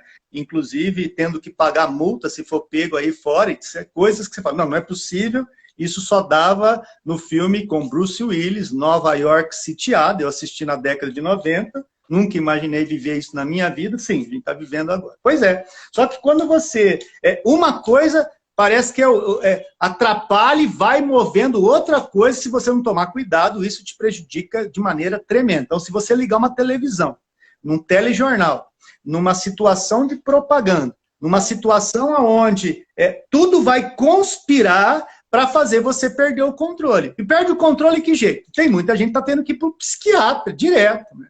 De tanta tragédia que vê na TV, de não segurar a onda da vibração. Por quê? A onda da vibração atingida pela sintonia gera um quadro auto-obsessivo. E a auto-obsessão abre, segundo a gente estuda, a gente entende da obsessão, campo para outros espíritos visitarem o nosso lar por completo. A porta escancara, Daniele Mendes. Exatamente. O que a gente também conversou ao longo do estudo hoje são situações extremas, né? Porque, assim, muitos de nós ainda não estamos vivenciando tão extremo assim. Porque perceba que você está aí, eu estou aqui, a gente tem momentos, apesar da insegurança, né? Mas provavelmente você ainda está trabalhando, eu também estou, apesar de estar insegura, não saber o dia de amanhã, mas estou aqui, nós temos a nossa casa, né? Nós temos... Mas tem pessoas que não têm nada disso nesse momento de pandemia, né? Que estão vivendo realmente situações que elas não sabem o que fazer, não têm o que fazer, na verdade, né?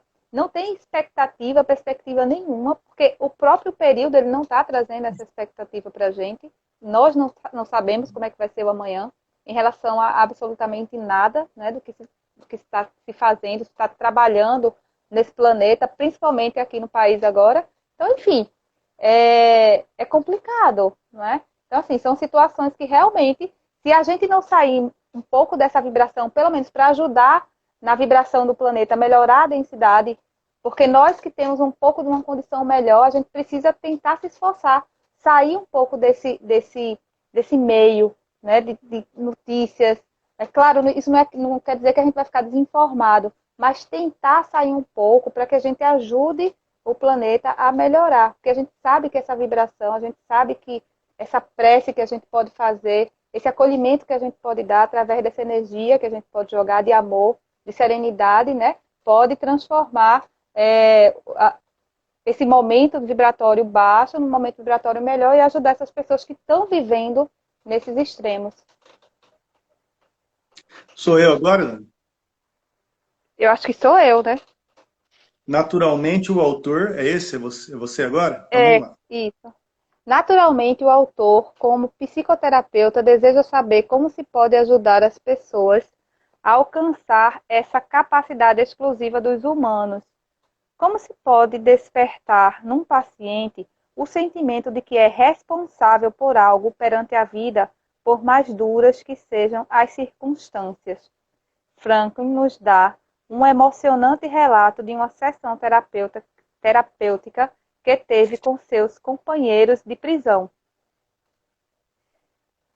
Como você fazer entender que cada um, que depende de cada um, esse processo de você encontrar recursos para você superar esses momentos, né? Esse período onde você vive situações assim, onde tudo está contra, né? E você sobressair a esse tipo de situação. A responsabilidade, pelo que eu entendi aqui, né? Como mostrar que depende de nós encontrar cada um esse sentido. Cada um vai encontrar o seu. O que é interessante aí, nessa ideia que você leu também, Dani, isso se dá somente no estado hominal. Por que o leão não? Por que o elefante não? Por que o gato não? Por que o... Entendeu? Por que o irracional não?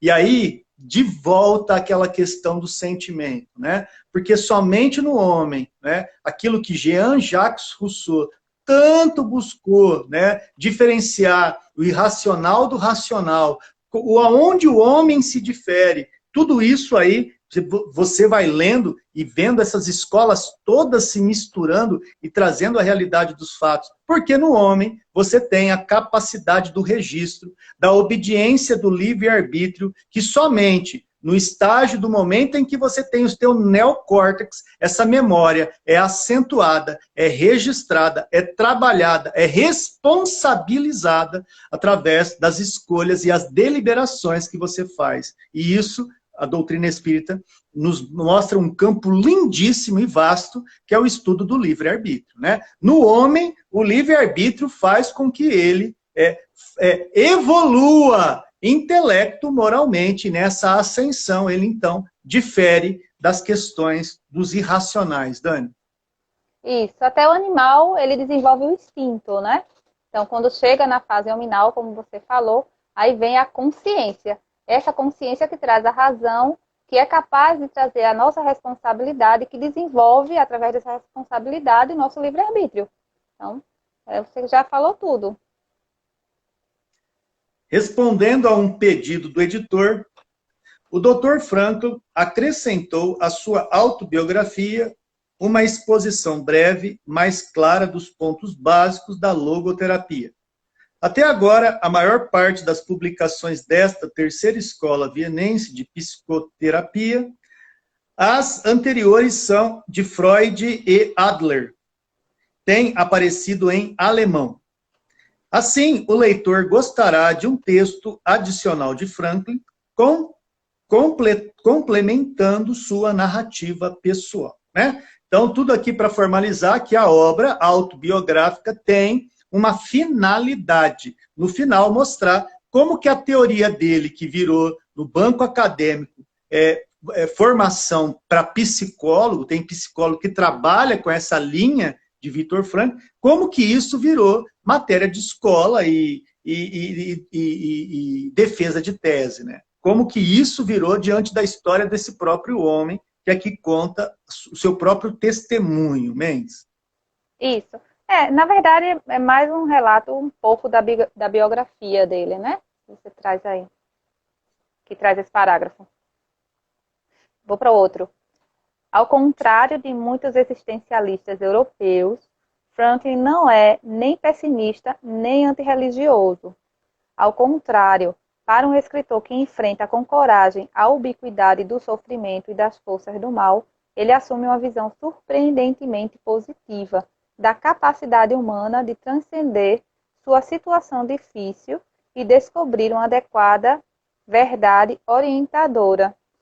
Eu não entendo como é que a visão de alguém pode ser do Viktor Frankl pessimista.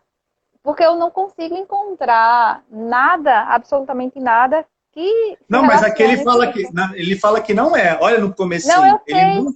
Mas eu digo assim, ao contrário de muitos existencialistas europeus, Frankl não é... Ah, tá, desculpa. Ok. Ele não é. Na verdade, ele tem uma visão positivista do processo e, acima de tudo, ele põe, sim, um ambiente religioso no contexto. Mas, na verdade, o que eu estava lendo era que alguns achavam que ele era pessimista, mas não era isso. A questão é que, ao contrário de muitos que são pessimistas, ele... Assim. Foi isso que eu tinha lido errado, desculpem. Muito bem. Recomendo, diz Gordon W. Allport. Daqui a pouco a gente vai ver o que foi esse cara que fez um... Eu adorei esse prefácio do cara, é muito profundo, Mendes. Total, né? Ele escreveu tudo. Recomendo, Perfeito. recomendo sinceramente este pequeno livro, porque é uma obra-prima de narrativa dramática, focalizada nos mais profundos problemas humanos, nos mais profundos. Então o cara não vai alisar, né? Tem méritos literários e filosóficos e fornece uma estimulante introdução a um dos mais significativos movimentos psicológicos dos nossos dias, né? Gordon Allport. Lê uma biografia desse cara que Hum. faz esse prefácio, né? Vê o que esse cara foi para o pessoal entender quem que escreve sobre Franklin, né? É, Gordon Allport, acho que é assim, ex-professor de psicologia na Universidade de Harvard, é um dos maiores escritores e professores nesta área no hemisfério norte. Publicou numerosos livros sobre psicologia e foi o editor do Journal of Abnormal and Social Psicológico. Psicológico. Foi principalmente através do trabalho pioneiro do professor Allport que a importante teoria de Franklin foi introduzida nos Estados Unidos. Além disso, é em grande parte graças a ele que o interesse em torno da logoterapia tem crescido exponencialmente nesse país. São os dois países que mais abraçaram a logoterapia, acho que é os Estados Unidos e Canadá. Eu não sei como é que está hoje, mas no período que houve, não sei se foi logo no início, quando ele escreveu o livro, disse que aqui no Brasil ainda era muito acanhado os estudos da logoterapia. Eu não sei como está hoje. Hoje eu conversei Honestamente. um pouco. Na verdade, eu soube desse livro pela boca do Davi Filho, né? O Davi Filho, para quem não sabe, faz psicologia no Paraná. E uma das matérias que ele estudou citou a obra e o Davi citou alguns exemplos contidos no livro. E daí, imediatamente, surgiu essa vontade maluca de estudar essa obra em decorrência de um bate-papo que eu tive com meu filho aqui em casa, e ele citou, e aí eu falei, poxa, olha que mão na roda, né? Assim, para a gente poder trabalhar um assunto para amarrar com a doutrina. Então, sim, ele hoje é difundido, inclusive, nas universidades no Brasil, Daniele Mendes. Ah, Essa perfeito. teoria. Eu já vi dissertação, mas não li, só algumas partes, né, sobre a logoterapia. Mas Esse enfim, foi o primeiro prefácio, Dani, que nós lemos. Esse prefácio é atribuído à edição norte-americana, escrita em 1984.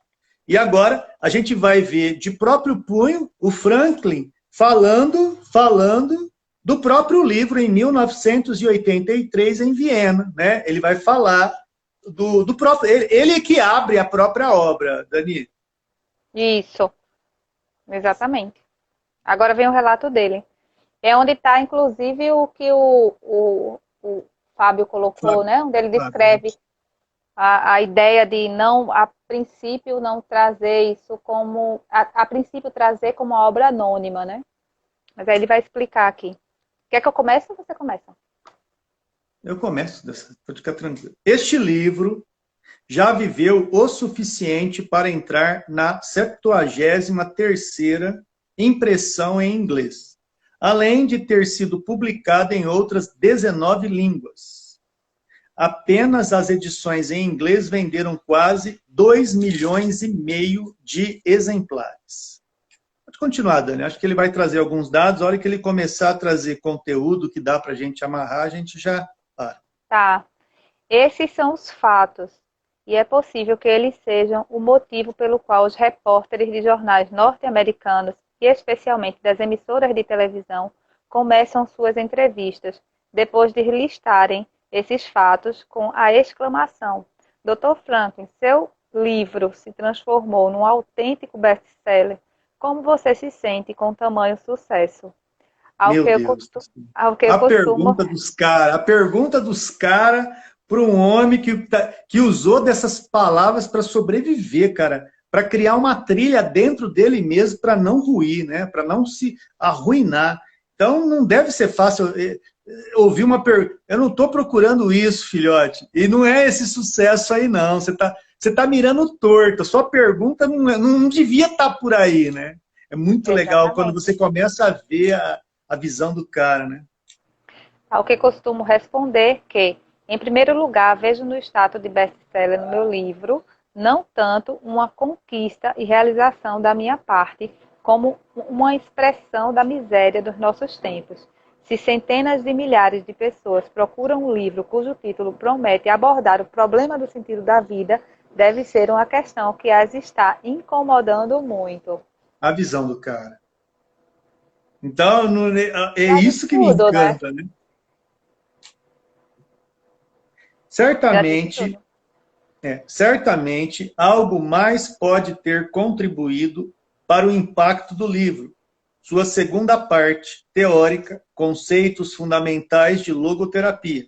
Focaliza a lição que o leitor pode ter tirado da primeira parte, o relato autobiográfico, experiências num campo de concentração, enquanto que este serve como validação existencial das minhas teorias. Assim, as duas partes dão credibilidade uma à outra. Então ele mostra o testemunho pessoal e como que esse testemunho pessoal traz a teoria de algo que fundamenta aquilo que ele acredita e estabelece no meio acadêmico a sua grande realização como professor e como cientista, né?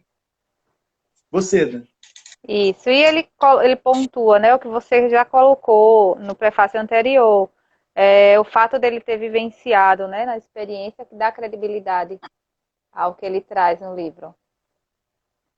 Não tinha nada disso em mente quando escrevi o livro em 1945 e o fiz no espaço de tempo de 9 dias com a firme determinação de ter o livro publicado anonimamente. Com efeito, a primeira impressão da versão original alemã não mostra o meu nome na capa, apesar de, na última hora, eu haver finalmente cedido a meus amigos que estavam insistindo comigo para que deixasse o livro ser publicado com o meu nome, pelo menos na página de rosto, onde vai o título. Inicialmente, no entanto, havia sido escrito com a absoluta convicção de que, como uma obra anônima, nunca daria fama literária ao seu autor. Havia querido simplesmente transmitir ao leitor, através de um exemplo concreto, que a vida tem um sentido potencial, sob quaisquer circunstâncias, mesmo as mais miseráveis.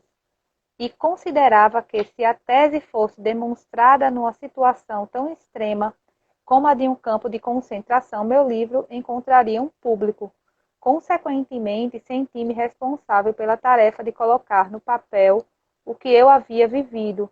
Pensava que poderia ser útil às pessoas que têm inclinação para o desespero. Então, ele fala aqui que é da esperança, né? Ele traz aqui muito a situação de você ter a esperança, ter a fé. Eu só lembro do que o Cortella fala, né? Quando perguntam a ele, quando você perde tudo, não tem nada, absolutamente nada, olha para um lado e para o outro, não encontra perspectiva, está aí no final de ano, todo mundo desejando Feliz Natal e Feliz Ano Novo, você olha Feliz Natal por quê, né? Feliz Ano Novo por quê? Ele diz, você pode perder tudo, menos a esperança. Eu acho que ele traz um grito de esperança com essa vivência dele, com esse contexto e com essa busca de sentido, né? Essa busca do sentido existencial, trabalhar essa espiritualidade. Muito bom. Parece-me algo ao mesmo tempo estranho e notável o fato de que, entre as dúzias de livros que escrevi, precisamente este, que pretendia publicar anonimamente, de modo que nunca desse reputação ao seu autor, se transformasse num sucesso. Em consequência, não canso de alertar meus alunos, tanto na Europa como nos Estados Unidos. Não procurem o sucesso. Quanto mais o procurarem e o transformarem num alvo, mais vocês vão errar. Porque o sucesso, como a felicidade, não pode ser perseguido. Ele deve acontecer e só tem lugar como efeito colateral de uma dedicação pessoal a uma causa maior do que a pessoa, ou como subproduto da rendição pessoal a outro ser. A felicidade deve acontecer naturalmente, e o mesmo ocorre com o sucesso. Vocês precisam deixá-lo acontecer, não se preocupando com ele. Quero que vocês escutem o que sua consciência diz, que devem fazer e coloquem-no em prática da melhor maneira possível.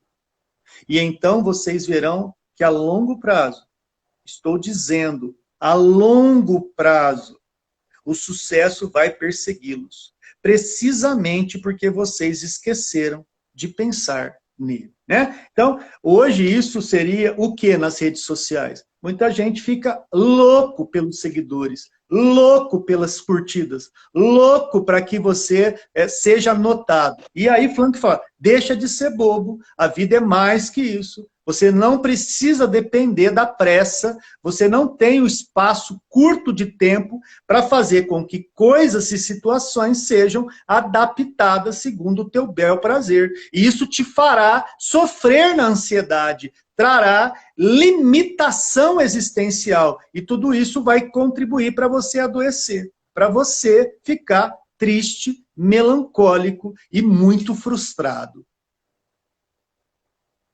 Daniele Mendes. Quando ele fala aqui no final, Davi, o sucesso vai persegui-los precisamente porque vocês esqueceram de pensar nele. Muitas vezes, né, a gente projeta o objetivo e só olha o objetivo. Então você só quer aquilo ali, você está ali, está se construindo ainda, você está ainda jovem, aí você faz assim, eu vou casar, ter 2 filhos e minha vida, porque já projetou em alguém, né? Já viu alguém que viveu, que já teve sucesso, porque casou, teve 2 filhos, fez um curso de graduação, fez medicina, passou, então eu quero ser médico. Você projeta tudo isso, você só foca lá e só foca a pessoa. Só que você não trabalha seu planejamento para chegar lá. E aí é onde você vai se frustrar. É por isso que ele diz, precisamente, o sucesso vai persegui-los precisamente porque vocês esqueceram de pensar nele. Esquecer de pensar nele é você assumir a responsabilidade de colocar a mão na massa para você trabalhar a sua trajetória. E aí, naturalmente, você vai alcançar o sucesso e a felicidade vai estar em conjunto com tudo isso. Rossando, ele tem uma passagem que ele fala quando ele vai trabalhar o auto-perdão, e ele traz sempre a ideia do que nós temos 2 eus que nós criamos, o nosso eu real e o nosso eu imaginário. O nosso eu imaginário é exatamente essa projeção que a gente faz, né, em alguém, em outra vida, que não tem nada a ver com a nossa, mas que a gente, por achar bonito, a gente já projeta ali e pronto. Só que a gente não vai alcançar, porque a gente não teve a história dela, a gente não tem a história dela. Então, a gente se frustra, gera ansiedade, ou seja, é o que eu percebo muito nessa passagem que ele fala aí. Eu achei muito forte isso do que ele fala de sucesso e felicidade. Eu tinha visto antes desse texto aqui, numa pesquisazinha mais simples que eu tinha feito, eu já tinha visto essa frase dele e ele coloca nesse prefácio. Fabuloso. Zygmunt Bauman é um sociólogo importante no contexto, hoje em dia, no meio acadêmico, muito endeusado por muitos, inclusive tem um cara que gosta muito dele, considerado no meio dos grandes filósofos e historiadores do presente, que é um fulano chamado Leandro Carnal, né? Alguns odeiam, outros amam de paixão, mas o que me interessa é falar de uma das ideias de Bauman, sobre isso que fala aqui o nosso irmão, o nosso companheiro Franklin, né? Olha, existem 2 tipos de pessoas que gostam de viajar. Na viagem você tem o turista, e na viagem você tem aquele que gosta de viajar sendo peregrino. Mas cada um encara a viagem de uma forma.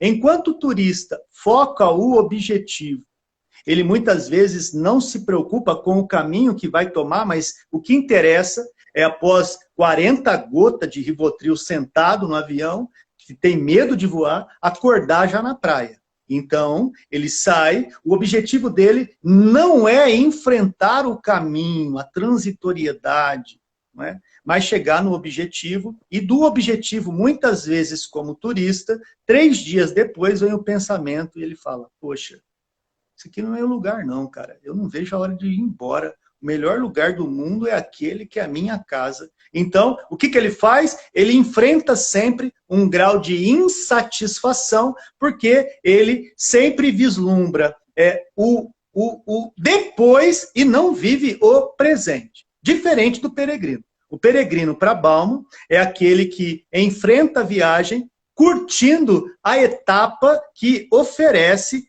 cada item da viagem. O vento que bate na cara, a água que ele bebe, as pessoas que ele convive, e ele tem algo de incrível. E se ele não conseguir chegar no destino? Dane-se. O que ele conseguiu na construção como peregrino já valeu como grande viagem da sua vida. E se ele precisar voltar, ele volta com a cabeça erguida, porque o caminho que ele percorreu foi dentro da lucidez e não no escapismo dele mesmo. E isso Bauman coloca exatamente com as mesmas ideias centrais do que traz Franklin Plagent. Um é neurocientista, o outro, Bauman, um sociólogo. Para você ver, quando a verdade acontece, elas vão sendo apresentadas, seja lá no contexto aonde a gente esteja. Pode estar até na revista do Cebolinha, da Mônica e do Cascão. Daniele Mendes. Eu só lembrei daquela música, não é sobre chegar no topo do mundo e saber que venceu, é sobre escalar e sentir que o caminho te fortaleceu. Total. Com o seu... Perfeito. A hora que eu li isso a primeira vez, Dani, eu chorei, cara. Eu chorei, assim, porque a gente vive muitas vezes a vida como turista. Você está aqui, mas a gente está pensando, poxa, não vejo a hora de chegar o final de semana prolongado. Quinta é feriado. Chega o feriado, não vejo a hora de chegar as férias. Chega as férias, não vejo a hora de chegar a aposentadoria. Enfim, eu nunca vivo o momento que eu estou, Dani. Como, por exemplo, esse momento que a gente está aqui. Eu e você, borboleta azul. Então, eu acho que isso é importante a gente contextualizar, Dani. Exatamente. Esse aí é o que Augusto Cury chama do pensamento acelerado, né? O que gera essa ansiedade é você não se conectar com o agora. Tem outro livro também muito bom que fala sobre essa questão de o quanto que a gente se coloca sempre no futuro e o quanto que isso nos gera frustrações e ansiedade, que é o poder do agora. Que realmente a gente está sempre acelerado, a gente está sempre pensando em tudo, menos naquilo que a gente está fazendo. Se você parar para pensar...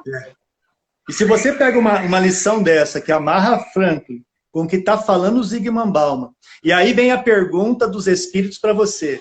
Na reencarnação que você está aí, agora na Terra, você é um viajante. Responda para mim, diz o espírito, como turista ou como peregrino?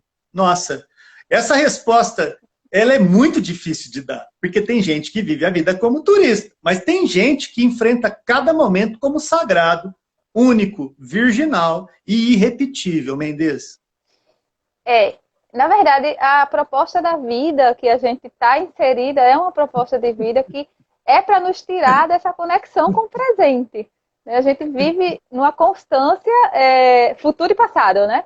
Eu fiz uma relação um dia desses, que eu estava falando na live, eu acho que foi do Leonardo, que se a gente pensar assim, né, quando a gente está aprendendo a dirigir, por exemplo, a gente está conectado com tudo ali, a gente vive tão presente, né, porque aquele momento ali está sendo tão importante para a gente, mas quando aquilo ali passa, você dirige que você não sabe nem o que é que tem do lado. Você chega às vezes no lugar e você, meu Deus, eu passei por tal lugar, nem lembro se passei, porque você pensa em tudo, menos que está dirigindo, porque sua cabeça, ela está assim. Exatamente. Então a gente não para no final para olhar uma árvore, não para olhar um passarinho que pousa no seu carro. A gente não se conecta com... A gente tem muita dificuldade de se conectar com agora.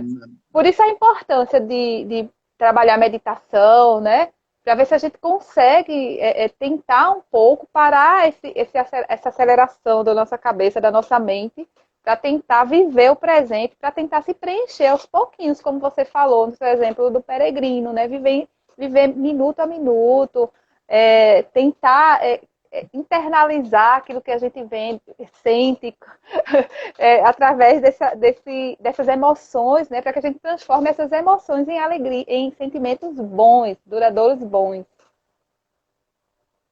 Essa é Daniele Mendes. Não brinca, não. A menina tem 1,10 m de altura, assiste Big Brother, mas tá aí. Quando solta o pedrada... Eu não assisto Big Brother. E depois eu explico isso, porque já tá tarde. Senão a gente não vai sair daqui hoje.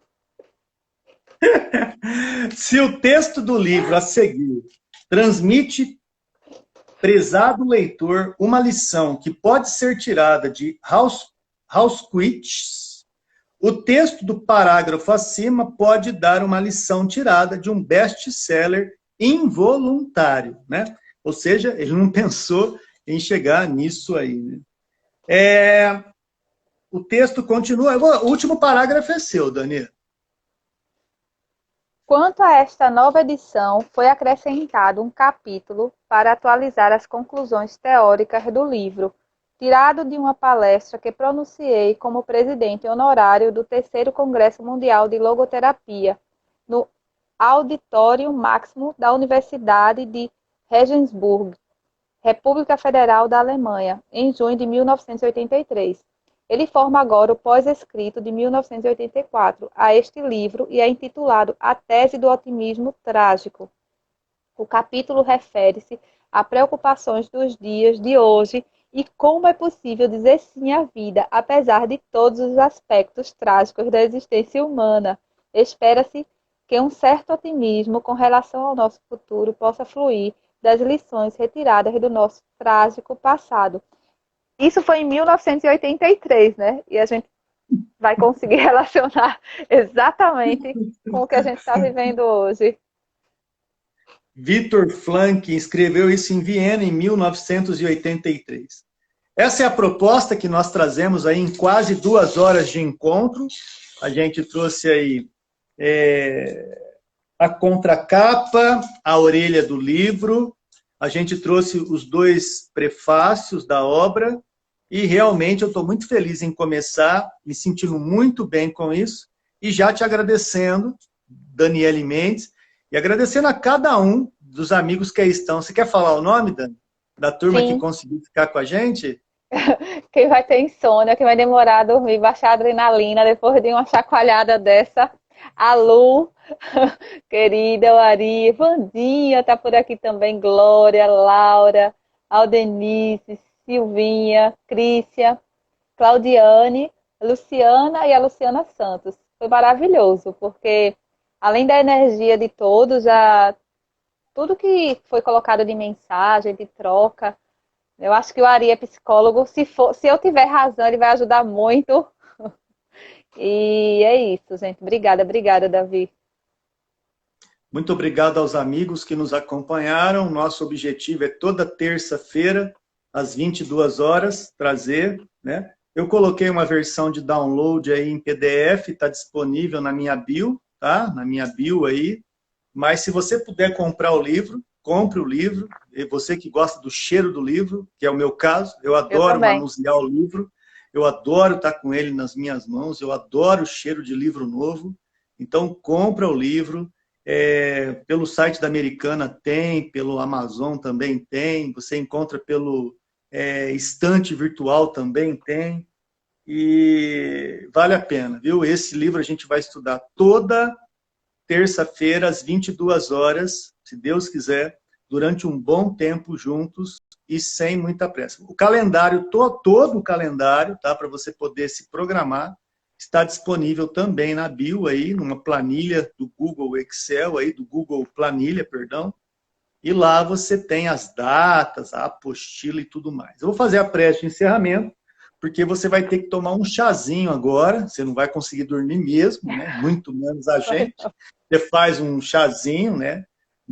De preferência cidreira, dá uma acalmada, não liga a televisão não, não liga não. Coloca uma musiquinha calma, tranquila, para você acerenar. E daqui meia horinha você está em sono útil. Beleza? Quase 5 para meia-noite do nosso primeiro encontro. Agradecer profundamente a paciência de cada um de vocês e dizer que é muito especial a presença de vocês aqui conosco, ok?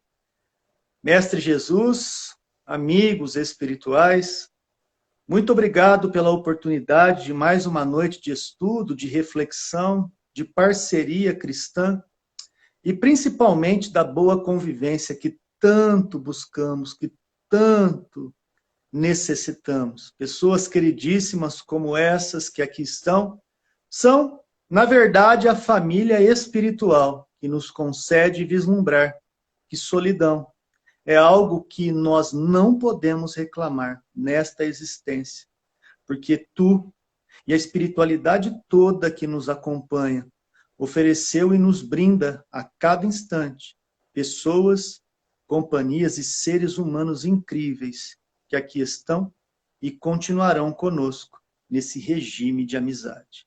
Glória a Deus nas alturas, paz na terra aos homens de boa vontade, que assim seja. Muito obrigado, Dani. Obrigado, amigos. Tchau.